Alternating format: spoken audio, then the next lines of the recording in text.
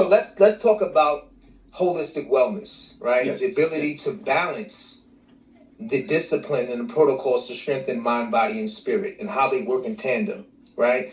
So our elders were, even though they were in some serious adverse environments, they had an intuitive activated matrix happening. Yeah. When we talk about nutrition, we have to understand what happened with foods before 1960. Okay, all foods in this country were organic. Everything was organic. Okay, there was no Monsanto, there was no manipulation of genes and all of that. Majority of it was organic, and most of our people were from the South. Yeah. And those are from the North who had access to farms, and the ones in the North had access to farmers markets more abundantly because of folks from the South. So we had a very powerful farming culture in this country, regardless of race or ethnicity, and everybody had access to organic foods. Hence, my grandmother transitioned at 100 years old. Okay? Yeah, beautiful, man. Oh, beautiful. So the reason I'm bringing that up to you, Brother Rich, is that, yes, they did consume flesh, but it was a small portion because most of our families come from baby boomer families. So our grandmothers and them were having 4, 5, 6, 7, 8, 9, 10, 12, 20 kids. I mean, I have one brother in my family that had 25 kids. So when you have 10, 25 kids, everybody can't be high on the hog, high on the chicken, everybody has to have portions. So another thing that they administered portion, kind of like how the Asian cultures integrate meat. It's not a main stake for nutrition. It's portional. Right. So most of our people from the South, because of lack of resources, right, they had portion control because they had to have it. Yeah. So when they didn't have meat, what other things they had? Grains, they had herbs, right? They integrated all these fruits and vegetables. That became the staple, even the carbohydrates, the healthy carbohydrates, the yams, the red potatoes. These things were more abundant. So the children in themselves ate more abundant of fruits and vegetables and roots and seeds, and meat was a garnish. It wasn't a main staple. So it wasn't a main staple yet didn't have all types of extra synthetics and chemicals injected into it, right? And so the marketing machine didn't hone in on it like that yet. After the 60s, it became fully an actualized industry, in a race-based industry. So that's what became the fast food started to boom up from the 60s and beyond. So now you have a new generation of kids that are birthed from fast food conception, right? And that situation. And now what you start seeing is that a lot of the health disparities that our people are facing, the diabetes, the hypertension, obesity, it wasn't as high before 1960s. Yeah. Right? And you even had bigger black people that were body mass bigger living to be 80, 90, and 100 because it was more holistic. They were more nature oriented. Okay. From the Caribbean to the main states, there was always a medicine man and woman in the family. So basically, because we couldn't afford a lot of the pharmaceuticals, so you had to go to Big Mama, Big Uncle, or medicine man, medicine auntie, right, to give you an extra concoction to detox and to flush your colon and to flush your sickness when the kid had a runny nose or something. So we were more holistic and oriented. From the 60s on, it became an activated. You saw the history of the turbulent 60s that we were going through. So everything was weaponized against us. Everything, from the Tuskegee experiments to the fast food culture to even the disconnect between the black men and women, post the Black Panther Party of how we would show up to each other, and even the women being more successful in corporate America. Now the man wasn't only as the sole provider. Now the woman is being competitive. She's showing up, right? And now he's competing with his woman. It's a lot of modalities that we have to consider that impacted how we show up and function today. So Brother Rich, most of the elders that lived to be 80, 90, and to be centurions like my grandmother, because they had a balanced lifestyle between proportion control, they were in nature, they did some type of movement meditation daily, they were able to expand and create life extension. Our generation now, it's more, you need more than just being vegan to activate, right? Now, to have, let's just go into the science of processing flesh, right? The body is water. The body is 70% or more mainly water-based, right?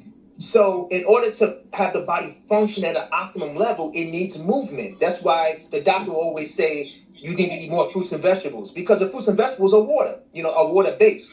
And then flow movement. Fried foods, non-nutritional foods, and even flesh creates blockage and backed up. And so if you have a person that doesn't know portion control, doesn't hydrate daily, doesn't do any movement, but just has a high meat diet, is creating blockage and flow in the ascending and descending colon. In men, it can ultimately mutate as not only colon cancer but prostate issues, and women not only colon issues but also issues with the womb. So we're talking about flow. So my stance more in veganism is not necessarily about being dogmatic. Being a vegan is better than someone who is not. It's more about finding out what is the balance for you, and designing a system that works for you, whether you become a vegan like myself or you just in transition, right? Finding a wellness protocol that works for you, that's going to strengthen your body, mind, and spirit. That is our ultimate fight against the mind control.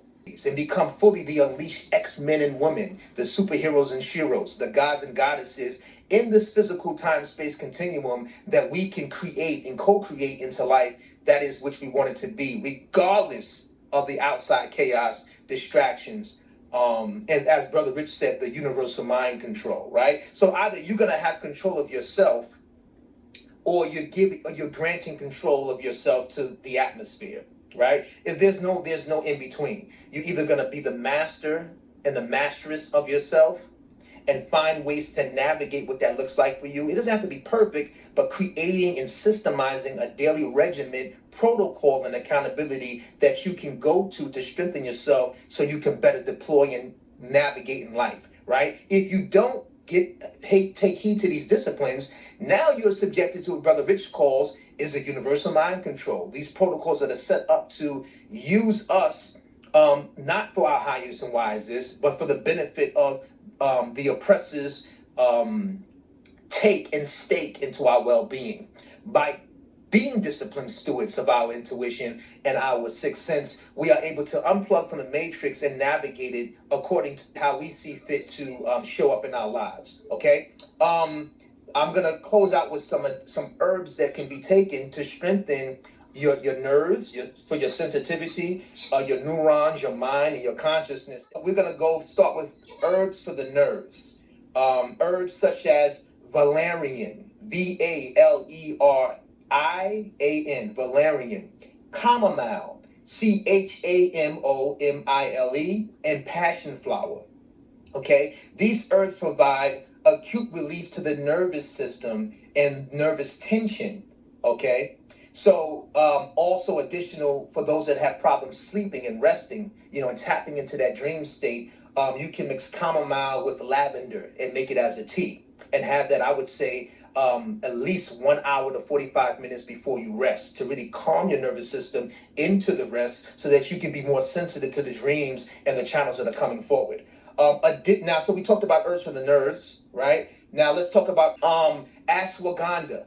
Okay, ashwagandha is good for strengthening the brain and the sixth senses. Turmeric, gotu kola. These are the additional herbs that can be taken as tea and as tinctures, and you can even stack that in the lavender and chamomile. You can even have a brain nervous system tea, or I call a pot. Get a pot going. You can get loose herbs. You get some tinctures from the vitamin shop. GNC sells these tinctures, and you can create your own nervous system brain tea that can strengthen you as you go through the protocols that we shared with Brother Rich and the family about strengthening the sixth sense. And I really feel, family, if we begin to express the protocols that were shared and go more deeper into it, not only will we be sensitive to our true authentic selves, but as Brother Rich stated in the caption about the mind control, we'll be able to control ourselves to navigate.